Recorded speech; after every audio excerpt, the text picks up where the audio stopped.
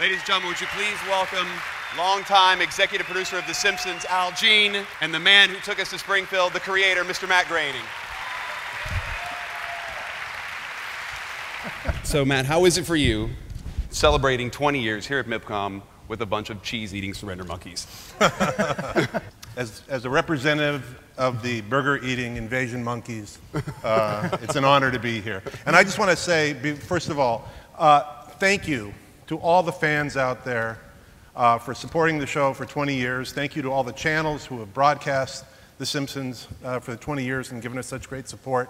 And thank you for the hospitality of Reed Needham and Mark Kaner in particular. And thank you. I just wanted to get that out of the way, the thank you. Now it's been 20 years. And for me, what I always like to try and understand is, when was the moment when you said, this is something beyond what I ever expected? You know, when was the moment when you said, this is huge?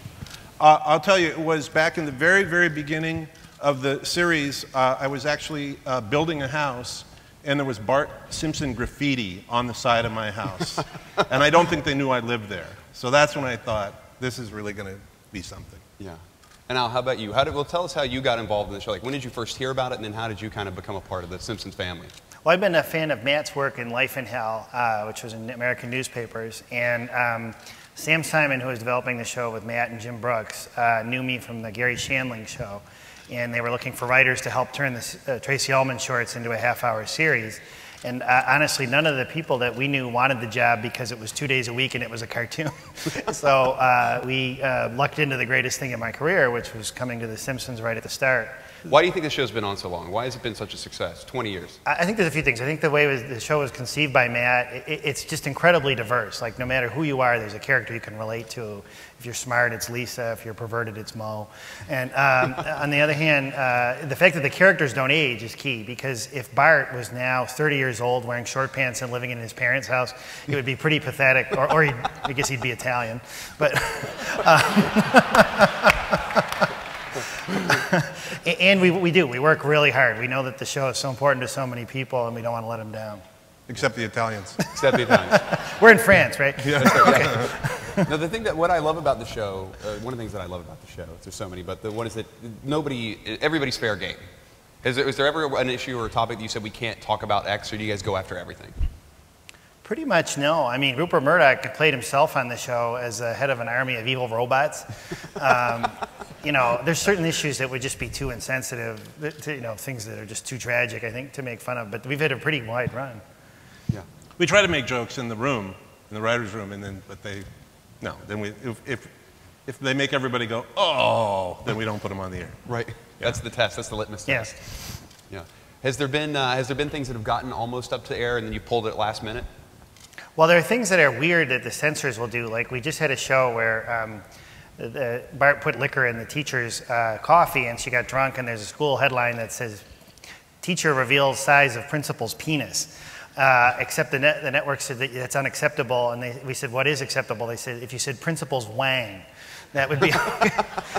So I was like, okay. Let me write that down. And Wang, yes. Penis, no. One time Homer hid a shotgun in Maggie's crib. Yeah. And the fox said, well... I'm from West Virginia. That's where everybody hides their shotguns. Yeah. He said, as long as Maggie's not in the crib. That's amazing. It's so different then. Yes. Shotgun, crib, no. Yeah. When I look at the show, what I think is amazing, because some people may not know this, is that you guys have complete creative control. Like, they literally, when you guys made the deal with Fox, you said the only way we're going to make the show is we get to do whatever we want, and they said yes, which would never happen today.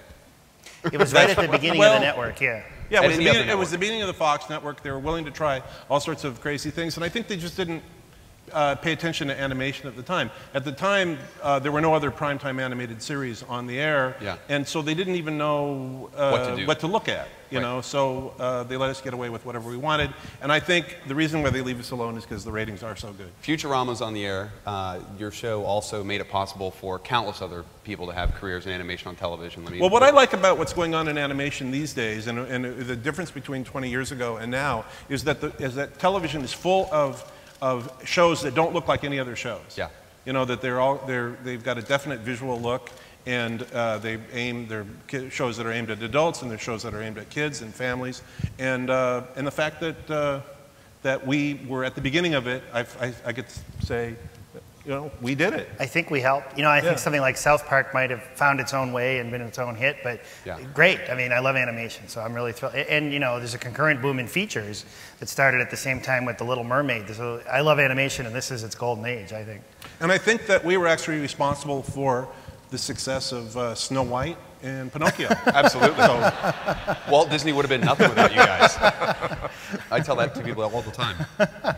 When you were on Tracy Ullman, explain how you had the idea that if you wanted to get people's attention, you had to have things that would be...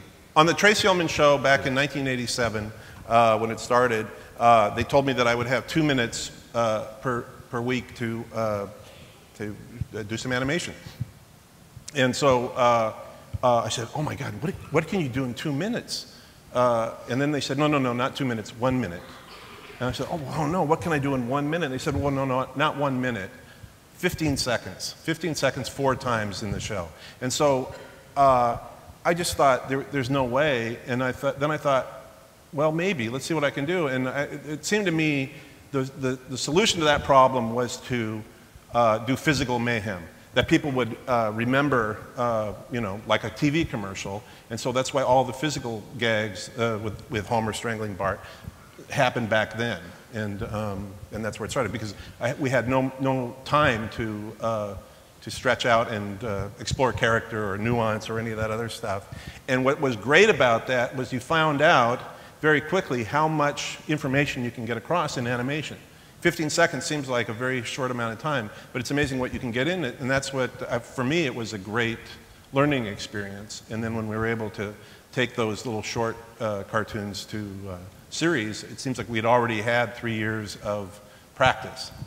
As a series, Al came on board and added his own touch, and he's very modest about his career, but he wrote for Johnny Carson and all these other sitcoms, and he brought his own background and experience. In fact, I think that the success of the show has to do with the fact that it's a collaborative effort of amazing writers, amazing animators, and great voice actors. And it's a relief when the show gets translated into different languages that it's out of our control. But sometimes we get great actors like the French Marge and Homer, Veronique and Philippe, who I just spent some time with today. They do a fantastic job, and they capture the feeling and the nuance of the original show, but they make it their own, and that's great.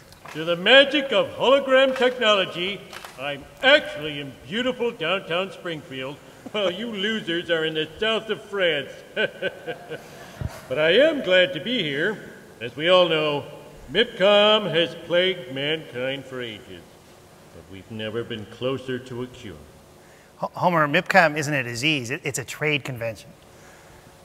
Oh, you're having a big fancy convention? That seems kind of insensitive in this economy. Anywho, my whole family says hi, especially Marge. She's my Carla Bruni, except she hasn't been with Mick Jagger, that I know of. Then there's my kids.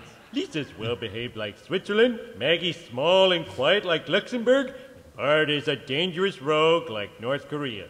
Now I'd better go, because every second of this is costing Rupert Murdoch $5 million, or in your terms, about 100 euros. Au revoir. Ladies and gentlemen, let's have a nice round of applause for Matt Groening and Al Jean. I don't think we can top this. I'd like to thank Beatwax for the great hologram.